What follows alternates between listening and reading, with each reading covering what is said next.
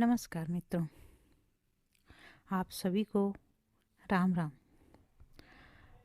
कल ही श्री राम जी का स्थापना हुआ अयोध्या में, जो हर कोई जानता है। और आज मैं श्री राम जी के अवतार की कथा कहने जा रही। कहते हैं ब्रह्मा जी के जो मानस पुत्र थे, जो महामुनि पुलस्त्य जी थे, उनका विसर्वा नामक पुत्र था। विसर्वा का पुत्र राक्षस रावण हुआ, जो समस्त लोगों को रुलाने वाला महावीर रावण विसर्वा से ही उत्पन्न हुआ था। वह महान तप से युक्त होकर समस्त लोगों पर धावा करने लगा। उसने इंद्र सहित समस्त देवताओं, गंधर्वों और किन्नरों को जीत लिया तथा यक्षों और दानवों को भी अपने वशीभूत कर लिया था। उस दुरात्मा ने देवता आदि की सुंदर स्त्रियां और नाना प्रकार के रत्न भी हर लिए थे। बल के अभिमानी रावण ने युद्ध में कुबेर को जीतकर उनकी पूरी लंका और पुष्पक विमान में भी अपना अधिकार जमा लिया। अब उस लंकापुरी में 10 मुख रावण राक्षसों का राज हुआ करने लगा। उसके अनेक पुत्र उत्पन्न हुए, जो अपरिमित बल से संपन्न थे। लंका में जो कई करोड़ महाबली और पराक्रमी राक्षस निवास करते थे, वे सभी रावण का सहारा लेकर देवता, पितर, मनुष्य, विद्याधर और यक्षों को दिन रात संहार किया करते थे। समस्त चराचर जगत के उसके भय से भयभीत और अत्यंत दुखी हो गया था। इसी समय जिनका पुरुषार्थ प्रतिहत हो गया था, वे इंद्र सहित समस्त देवता, महर्षि, सिद्ध, विद्याधर, गंधर्व, किन्नर, सर्प, यक्ष तथा जो भी अन्य स्वर्गवासी थे, वे सभी ब्रह्मा और शंकर जी के आगे उनके क्षीर सागर के उत्तम तट पर गए। और वे सभी देवता भगवान की आराधना करके हाथ जोड़ के खड़े हो गए। और फिर ब्रह्मा जी ने गंध, पुष्प आदि सुंदर उपचारों द्वारा भगवान वासुदेव विष्णु जी की आराधना की और हाथ जोड़कर उन्हें प्रणाम करने लगे और उनकी स्तुति करने लगे।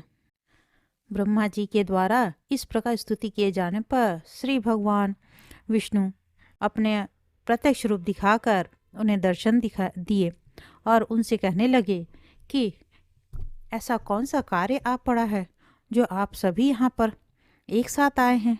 तो ब्रह्मा जी ने कहा कि दुष्ट रावण ने समस्त जगत में प्रलय मचा रखा है, सभी का संहार कर रहा है और साथ ही उनके राक्षसों ने असंख्य मनुष्यों को खा लिया है। सभी यज्ञों को वे लोग दूषित कर रहे हैं। स्वयं रावण ने सैकड़ों हजारों देवकन्याओं का अपहरण किया हुआ है। चूंकि आपको छोड़कर सभी दूसरे देवता रावण का वध करने में समर्थ नहीं हैं, अतः आप ही उसका वध करें। ब्रह्मा जी के इस प्रकार कहने पर भगवान विष्णु उनसे बोले, मैं आप लोगों के हित के लिए जो बात कहता हूँ उसे सुनिए। पृथ्वी पर सूर्यवंश में उत्पन्न श्रीमान दशरथ नाम से प्रसिद्ध जो पराक्रमी राजा हैं, मैं उन्हीं का पुत्र बनकर जन्म लूंगा और रावण का वध करने के लिए मैं अशंत 4 स्वरूपों में प्रकट होऊंगा। ब्रह्मा जी, आप सभी देवताओं को आदेश दें कि वे अपने अपने अंश से वानर रूप में अवतीर्ण हो। इस प्रकार करने से ही रावण का संहार होगा। भगवान के यूँ कहने पर लोक पितामह ब्रह्मा जी तथा अन्य देवता उनको प्रणाम करके मेरु शिखर पर चले गए और पृथ्वी तल पर अपने अपने अंश से वानर रूप में अवतीर्ण हुए। तदंतर पुत्रहीन राजा दशरथ ने वेद के पारगामी मुनियों द्वारा पुत्र की प्राप्ति कराने के लिए पुत्रेष्टि नामक यज्ञ का अनुष्ठान कराया। तब भगवान की प्रेरणा से अग्निदेव स्वर्ण पात्र में रखी हुई होम की खीर हाथ में लिए कुंड से प्रकट हुए और मुनियों ने वह खीर ले ली और मंत्र पढ़ते हुए उसके 2 सुंदर पिंड बनाए। उन्हें मंत्र से अभिमंत्रित कर वो दोनों पिंडों को कौशल्या तथा कैकेयी के हाथ में दे दिया। पिंड भोजन के समय उन रानियों ने दोनों पिंडों में से थोड़ा थोड़ा निकालकर सौभाग्यवती सुमित्रा को दे दिया। फिर उन तीनों ने विधि पूर्वक उस क्षीर पिंडों का भोजन किया। उन देव निर्मित पिंडों का भक्षण करने के कारण उन सभी रानियों ने उत्तम गर्भ धारण किया। इस प्रकार भगवान विष्णु लोकहित के लिए ही राजा दशरथ से उनकी तीनों रानियों के गर्भ से अपने 4 अंशों द्वारा वे राम, लक्ष्मण, भरत और शत्रुघ्न नामक 4 रूप में धारण करके प्रकट हुए। मुनियों द्वारा जातक कर्म आदि संस्कार हो जाने पर वे मंत्र युक्त पिंड के अनुसार 2-2 एक साथ रहते हुए सामान्य बालकों की भांति विचरने लगे। इनमें राम और लक्ष्मण सदा एक साथ रहते थे। नरपाल जातक कर्मादि संस्कारों से संपन्न हो वे दोनों महान शक्तिशाली भाई पिता की प्रसन्नता बढ़ाते हुए बढ़ने लगे। उनके शुभ लक्षणों अश्रुतपूर्ण एवं वर्णनान्वित थे। वे वेद और व्याकरण आदि शास्त्रों में पारंगत होने के शुभ लक्षण से सुशोभित थे। कैकेयी नंदन भरत अपने अनुज शत्रुघ्न के साथ प्राय घर पर ही रहते थे। उन्होंने वेद शास्त्र और अस्त्र विद्या भी सीख ली थी। इन्हीं दिनों महातपस्वी विश्वामित्र जी ने यज्ञ विधि से भगवान मधुसूदन का यजन आरंभ किया, परंतु पहले ही उस यज्ञ में बहुत बार राक्षसों द्वारा विघ्न डाला गया था। इसलिए इस बार विश्वामित्र जी ने यज्ञ की रक्षा के लिए राम तथा लक्ष्मण को ले जाने के लिए उनके पिता के सुंदर महल में आए। महान बुद्धिमान दशरथ जी उन्हें देखकर उठ खड़े हुए और उनका विधिवत उनका सत्कार किया और इस प्रकार उनको सम्मानित करके मुनि ने अन्य राजाओं के निकट विराजमान राजा दशरथ से कहा, महाराज दशरथ, मैं जिस कार्य के लिए आया हूँ वो मैं आपके सामने निवेदन करता हूँ। मेरे यज्ञ को राक्षसों ने अनेक बार नष्ट किया है, अतः उसकी रक्षा के लिए मुझे तुम्हारे राम और लक्ष्मण की आवश्यकता है। विश्वामित्र जी की बात सुनने पर राजा दशरथ के मुख पर विषाद छा गया। वे उनसे बोले, हे भगवान, ये दोनों पुत्र अभी बालक हैं, इनमें आपका कौन सा कार्य सिद्ध होगा? मैं स्वयं आपके साथ चल के यथाशक्ति यज्ञ की रक्षा करूंगा। राजा की बात सुनकर मुनि उनसे बोले, राम भी उन सब राक्षसों का नाश कर सकते हैं, इसमें कोई संशय नहीं है। सच तो यह है कि राम के द्वारा ही वे राक्षस मारे जा सकते हैं, तुम्हारे द्वारा नहीं। अतः राजन, तुम्हें राम को ही मुझे देना होगा और आपको किसी प्रकार की भी चिंता नहीं करनी चाहिए। बुद्धिमान विश्वामित्र के द्वारा यूं कहे जाने पर राजा क्षण भर के लिए तो चुप हो गया। फिर उनसे बोले, हे मुनिश्रेष्ठ, मैं कमल लोचन राम को लक्ष्मण के सहित आपको दे तो दूंगा, परंतु इनकी माता इन्हें बिना देखे ही मर जाएंगी। इसलिए मेरा ऐसा विचार है कि मैं स्वयं ही चतुरांगनी सेना के साथ चलकर उन सब राक्षसों का वध करूं। तब विश्वामित्र जी ने यह सुनकर राजा दशरथ से कहे कि रामचंद्र अबोध नहीं है, वे सर्वज्ञ, समदर्शी और परम समर्थ हैं। इसमें संशय नहीं है कि तुम्हारे ये दोनों पुत्र राम और लक्ष्मण साक्षात नारायण एवं शेषनाग हैं। दुष्टों को दंड देने और सत्पुरुषों की रक्षा करने के लिए ही ये दोनों आपके घर में अवतीर्ण हुए हैं। राजन, इनकी माता तथा आपको इस विषय में थोड़ी सी भी चिंता नहीं करनी चाहिए। ये मेरे पास आपकी धरोहर के रूप में रहेंगे। यज्ञ पूरा हो जाने पर मैं स्वयं इन दोनों को आपके हाथ में दे दूंगा। विश्वामित्र जी की यूं कहने पर दशरथ जी मन ही मन उनके शाप से डरते हुए बोले, अच्छा ठीक है, आप इन्हें ले जाइए। पिता के द्वारा बड़ी कठिनाई से छोड़े गए से राम और लक्ष्मण को साथ लेकर विश्वामित्र अपने सिद्धाश्रम की ओर प्रस्तुत हुए। वे उन्हें जाते देख उस समय राजा दशरथ कुछ दूर पीछे पीछे गए। तब मुनि ने इस प्रकार बोले कि हे साधु श्रेष्ठ ब्राह्मण, मैं पहले ही दीर्घ काल तक पुत्रहीन रहा। मुनियों की कृपा से अनेक सकाम यज्ञों का अनुष्ठान करके अब पुत्रवान हो सका हूँ। अतः हे मुनि, मेरे मन में इन पुत्रों का अधिक काल तक वियोग नहीं रह सह सकूँगा। यह बात आप जानते हैं, अतः इन्हें ले जाकर फिर यथासंभव शीघ्र मेरे पास पहुंचा दीजिएगा। यूँ कहने पर विश्वामित्र जी ने पुनः राजा से कहा, अपना यज्ञ समाप्त हो जाने पर मैं पुनः श्री राम और लक्ष्मण को यहाँ ले आऊँगा तथा अपने वचन को सत्य करते हुए इन्हें वापस कर दूंगा। आप चिंता ना करें। विश्वामित्र जी के इस प्रकार आश्वासन देने पर राजा उनके शाप की आशंका से भयभीत हो इच्छा न होते भी श्री राम और लक्ष्मण को उनके साथ भेज दिए। विश्वामित्र जी उन दोनों भाइयों को साथ ले धीरे धीरे अयोध्या से बाहर निकल गए। सरयू के तट पर पहुंचकर महामति विश्वामित्र चलते चलते ही श्री राम और लक्ष्मण से को प्रेमवश पहले बला और अतिबला नामक 2 विद्याएं प्रदान की, जो क्षुधा और पिपासा को दूर करने वाली थी। मुनि ने उन विद्याओं को मंत्र और संग्रह पूर्वक सिखाया। फिर उस समय उन्हें संपूर्ण अस्त्र समुदाय की शिक्षा देकर वे साधु श्रेष्ठ मुनि श्री राम और लक्ष्मण को अनेक आत्मज्ञानी मुनीश्वरों के दिव्य आश्रम दिखाते हुए और पवित्र तीर्थ स्थानों में निवास करते हुए गंगा नदी को पार कर सोनभद्र के पश्चिम तट पर जा पहुँचे।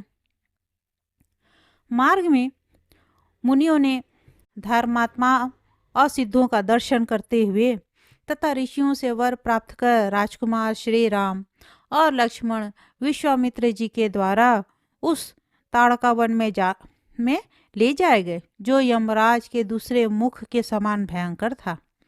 वहां पहुंचकर महातपस्वी विश्वामित्र ने अनायास ही महान कर्म करने वाले श्री राम से कहा, राम, इस महान वन में रावण की आज्ञा से ताड़का नाम की एक राक्षसी रहती है।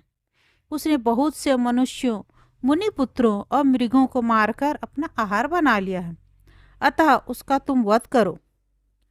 मुनिवर विश्वामित्र के इस प्रकार कहने पर राम ने उनसे कहा कि आज मैं स्त्री का वध कैसे करूं, क्योंकि बुद्धिमान लोग स्त्री वध में महान पाप बतलाते हैं। श्री राम की यह बात सुनकर विश्वामित्र ने उनसे कहा, हे राम, उस ताड़का को मारने से भी मनुष्य सदा के लिए निर्भय हो जाएंगे, इसलिए उसका वध करना तो पुण्यदायक है। मुनिवर विश्वामित्र इस प्रकार कह ही रहे थे कि वह महाघोर राक्षसी ताड़का मुंह फैलाए वहां आ पहुंची। तब मुनि की प्रेरणा से राम ने उसकी ओर देखा। वह मुंह बाएं आ रही थी। उसकी छड़ी सरीखी एक बांह ऊपर की ओर उठी हुई थी। घटी प्रदेश में मेखला की जगह लिपटी हुई मनुष्य की अंतड़ी लटकी हुई थी। इस रूप में आती हुई देखकर उस निशाचर को देखकर श्री राम ने स्त्रीवध के प्रति होने वाली घृणा और बाण को एक साथ ही छोड़ दिया। राजन, उन्होंने धनुष पर बाण रखकर उसे बड़े वेग से छोड़ा। उस बाण ने ताड़का की छाती के 2 टुकड़े कर दिए। फिर वह धरती पर गिरी और मर गई। इस प्रकार ताड़का का वध करवाकर मुनि श्री राम और लक्ष्मण दोनों को अपने उस दिव्य सिद्धाश्रम पर ले आए, जो बहुत से मुनियों द्वारा सेवित था। वह आश्रम विंध्य पर्वत की मध्यवर्तिनी उपत्यका में विद्यमान था। वहाँ नाना प्रकार के वृक्ष लता समूह फैले हुए थे और भांति भांति के पुष्प उसकी शोभा बढ़ा रहे थे। वह आश्रम अनेक अनेक झरनों के जल से सुशोभित तथा शाक एवं मूल फलादि से संपन्न था। वहां उन दोनों राजकुमारों को विशेष रूप से शिक्षा देकर मुनि ने उन्हें यज्ञ की रक्षा के लिए नियुक्त कर दिया। अब महात्मा विश्वामित्र ज्यों ही यज्ञ की दीक्षा में प्रविष्ट हुए, उस यज्ञ का कार्य चालू हो गया। उसमें ऋत्विज गण अपना अपना कार्य करने लगे। तब रावण के द्वारा नियुक्त मारीच, सुबाहु तथा अन्य बहुत से राक्षस गण यज्ञ नष्ट करने के लिए वहां आए। उन सबको वहां आया जान कमल नयन श्री राम ने बाण मारकर सुबाहु नामक राक्षस को धराशायी कर दिया। वह अपने शरीर से रक्त की वर्षा करने लगे। इसके बाद भल्ल नामक बाण का प्रहार करके श्री राम ने मारीच को उसी तरह समुद्र के तट पर फेंक दिया जैसे वायु पत्तों को उड़ाकर धूप फेंक देती है। उसके बाद श्री राम और लक्ष्मण दोनों ने मिलकर शेष सभी राक्षसों का वध कर डाला। इस प्रकार श्री राम जी के द्वारा यज्ञ की रक्षा होती रहने से महायशस्वी विश्वामित्र ने उस यज्ञ को विधिवत पूर्ण करके ऋत्विजों का दक्षिणा से पूजन किया और शत्रुमर्दन उस यज्ञ के सदस्यों का भी यथोचित समादर करके विश्वामित्र जी ने श्री राम और लक्ष्मण जी की भक्तिपूर्वक पूजा एवं प्रशंसा की। तदंतर उस यज्ञ में मिले हुए भागों से संतुष्ट देवताओं ने भगवान राम के मस्तक पर पुष्पों की वर्षा की। इस प्रकार भाई लक्ष्मण के साथ विनयशील से रामचंद्र जी राक्षसों से प्राप्त भय का निवारण करके विश्वामित्र का यज्ञ पूर्ण कराकर नाना प्रकार की पावन कथाएं सुनते एवं मुनि के द्वारा उस स्थान पर लाए गए जहाँ शिला बनी हुई अहल्या थी। राजेंद्र पूर्व काल में इंद्र के साथ व्यभिचार करने से अपने पति गौतम का शाप प्राप्त कर अहल्या पत्थर की हो गई थी। उस समय राम का दर्शन पाते ही वह भी शाप से मुक्त होकर पुनः अपने पति गौतम के पास चली गई। तदंतर विश्वामित्र जी ने वहां क्षण भर विचार किए कि मुझे कमल लोचन रामचंद्र का विवाह करके इन्हें अयोध्या ले चलना चाहिए। यह सोचकर अनेक शिष्यों से घिरे हुए महातपस्वी विश्वामित्र जी श्री राम और लक्ष्मण को साथ लेकर मिथिला की ओर चल दिए। इनके जाने से पूर्व ही वहां सीता से विवाह करने की इच्छा वाले अनेक महान पराक्रमी राजकुमार नाना देशों से जनक के यहाँ पधारे हुए थे। उन सबको आया देख राजा जनक ने उनका यथोचित सत्कार किया तथा जो सीता के स्वयंवर के लिए ही प्रकट हुआ था उस महान महेश्वर धनुष का चंदन और पुष्प आदि से पूजन करके उसे रमणीय शोभा से संपन्न सुविस्तृत रंगमंच पर लाकर रखवाया गया।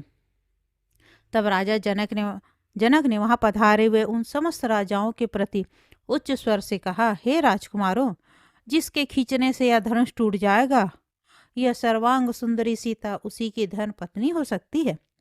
महात्मा जनक के द्वारा ऐसी बात सुनाई जाने पर वे नरेश गण क्रमशः उस धनुष को लेकर चढ़ाने का प्रयत्न करने लगे, परंतु बारी बारी से उस धनुष द्वारा झटके खाकर कांपते हुए वे दूर गिर जाते।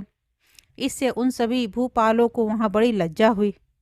उन सबके निराश हो जाने पर वीर राजा जनक उस शिव धनुष को यथा स्थान पर रखवा कर श्री राम के आगमन की प्रतीक्षा में वहीं ठहरे थे।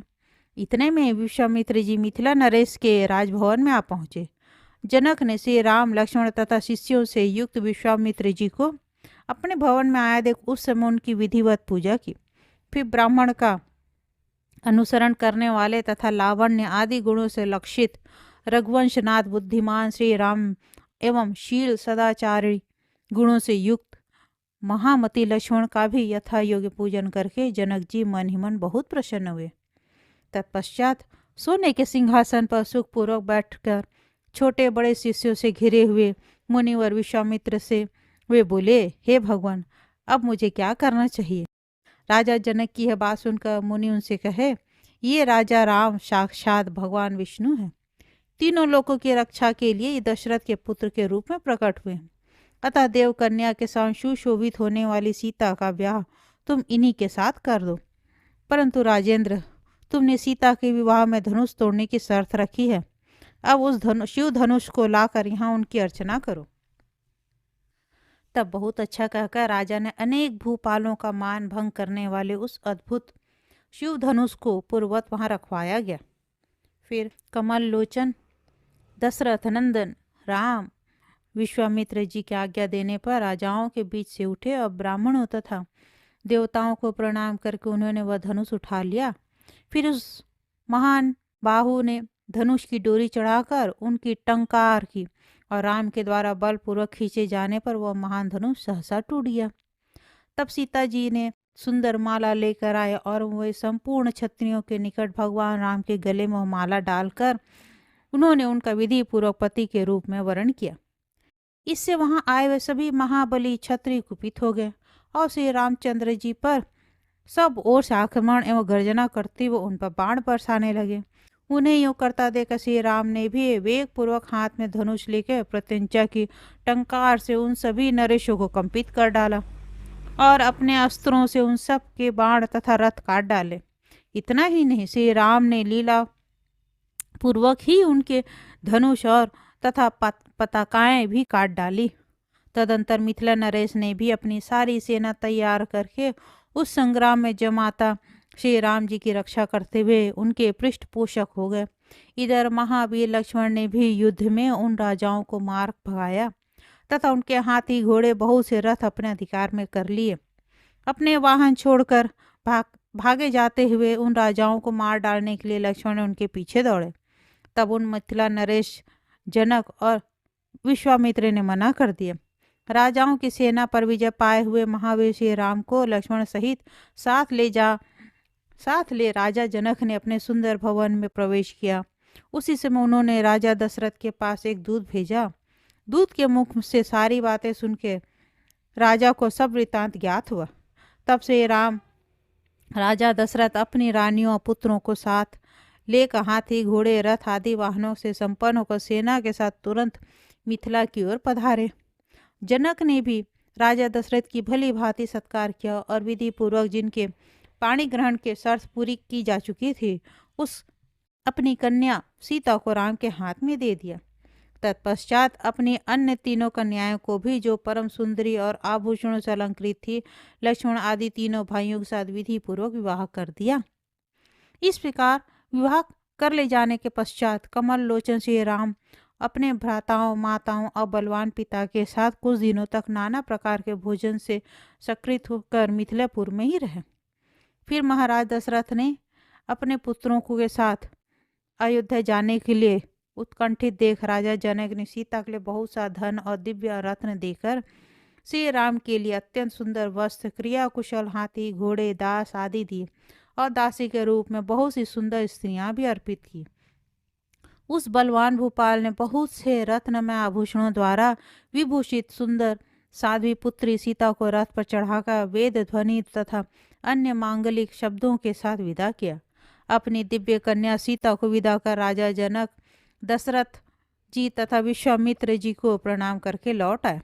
तब जनक की अति सौभाग्यशालिनी रानियां भी अपनी कन्याओं को यह शिक्षा दे कि तुम भी पति की भक्ति तथा सास ससुर की सेवा करना। उन्हें उनकी सासुओं को सौंप कर नगर में लौट आए। कहते हैं तदंतर यह सुनकर श्री राम अपनी प्रबल सेना के साथ अयोध्यापुरी लौट आए। परशुराम ने भी उनका मार्ग रोका। उन्हें देखकर सभी राजपुरुषों का हृदय कातर हो गया। परशुराम के भय से राजा दशरथ भी अपनी स्त्री तथा परिवार के साथ दुखी और शोकमग्न हो गए। तब तपस्वी ब्रह्मचारी महामुनि वशिष्ठ जी दुखी राजा दशरथ तथा अन्य सब लोगों से बोले, तुम लोगों को यहाँ से राम के लिए तनिक भी चिंता नहीं करनी चाहिए। पिता, माता, भाई अथवा अन्य भृत्यजन थोड़ा सा भी खेद ना करो।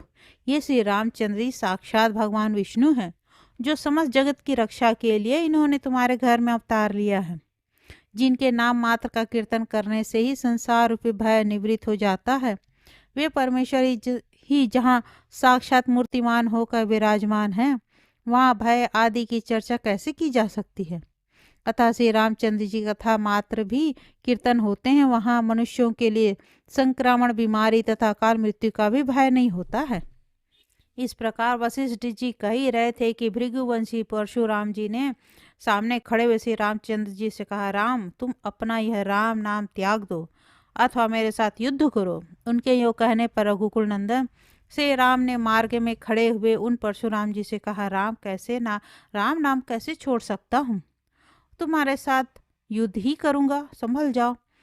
उनसे इस प्रकार कह कमल लोचन श्री राम अलग खड़े हो गए और उन वीरवर से उस समय वीर परशुराम के सामने ही धनुष की प्रत्यंचा की टंकार की। तब परशुराम जी के शरीर से वैष्णव तेज निकलकर सब प्राणियों को देखते देखते श्री रामचंद्र के मुख में समा गया। उस समय भृगुवंशी परशुराम ने श्री राम की ओर देखकर प्रसन्न मुख होकर कहा, महाभाव श्री राम, आप ही राम हैं। अब इस विषय में मुझे संदेह नहीं है। आज मैंने आपको पहचाना है। आप साक्षात विष्णु ही इस रूप में अवतीर्ण हुए हैं। अब आप अपनी इच्छा अनुसार जाइए, देवताओं का कार्य सिद्ध कीजिए और दुष्टों का नाश करके साधु पुरुषों का पालन कीजिए। यूं कहकर परशुराम जी उन दशरथ आदि के द्वारा मुनि भाव से पूजित हुए और तपस्या के लिए मन में निश्चय करके महेंद्रांचल में चले गए। और तब समस्त बारातियों तथा महाराज दशरथ को महान हर्ष प्राप्त हुआ और वे सब वहां से चलकर श्री रामचंद्र जी के साथ अयोध्या पुरी के निकट पहुंच गया। उधर संपूर्ण पूर्वासी मंगलमयी अयोध्या नगरी को सब ओर से दिव्य सजावट से सुसज्जित करके शंख, दुंदुभी आदि गाजे बाजे के साथ उनके अगवानी के लिए निकले। नगर में प्रवेश करते हुए देखकर आनंद मगन हो गया और उन्हीं के साथ अयोध्या में प्रविष्ट हुए। तत्पश्चात मुनिवर विश्वामित्र ने श्री राम और लक्ष्मण दोनों भाइयों को अपने निकट आया हुआ देखकर वे उनके पिता दशरथ तथा विशेष रूप से उनकी माताओं को समर्पित कर दिया तथा महाराजा दशरथ द्वारा पूजित होगा मुनि श्रेष्ठ विश्वामित्र सहसा लौट जाने के लिए उद्धत हुए। इस प्रकार महामुनि विश्वामित्र जी ने छोटे भाई लक्ष्मण तथा भार्या सीता के साथ श्री रामचंद्र जी को, जो अपने पिता को नितांत प्रिय थे, वे समर्पित कर दिया और उनके समक्ष बारंबार उनका गुणगान करके हंसते हुए वे अपने श्रेष्ठ सिद्धाश्रम को चले गए। विवाह के पश्चात महातेजस्वी कमल लोचन श्री राम अयोध्या वासियों का आनंद बढ़ाते हुए सब प्रकार के भोगों से संपन्न हो पिता के संतोष के लिए अयोध्या में ही रहने लगे। जब रघुकुल नायक श्री रामचंद्र जी प्रसन्नतापूर्वक अयोध्या में सदानंद निवास करने लगे, तब उनके भाई भरत शत्रुघ्न को साथ लेकर वे अपने मामा के यहाँ चले गए और तदंतर राजा दशरथ ने अपने ज्येष्ठ पुत्र श्री राम को अप्रतिम सुंदर बलिष्ठ नवयुवक विद्वान राजा बनाने जाने के योग्य समझकर सोचा कि अब श्री राम को राजपद पर अभिषिक्त करके राज्य का भार इन्हें सौंप दूं और स्वयं भगवान विष्णु के धाम को प्राप्त करने के लिए महान यत्न करूं।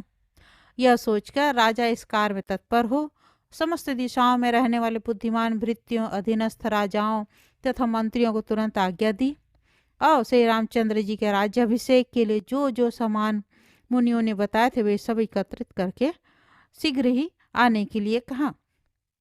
अब इसके आगे क्या होगा और क्या होता है, ऐसे तो आप सभी लोग जानते ही हैं क्या हुआ था रामायण में।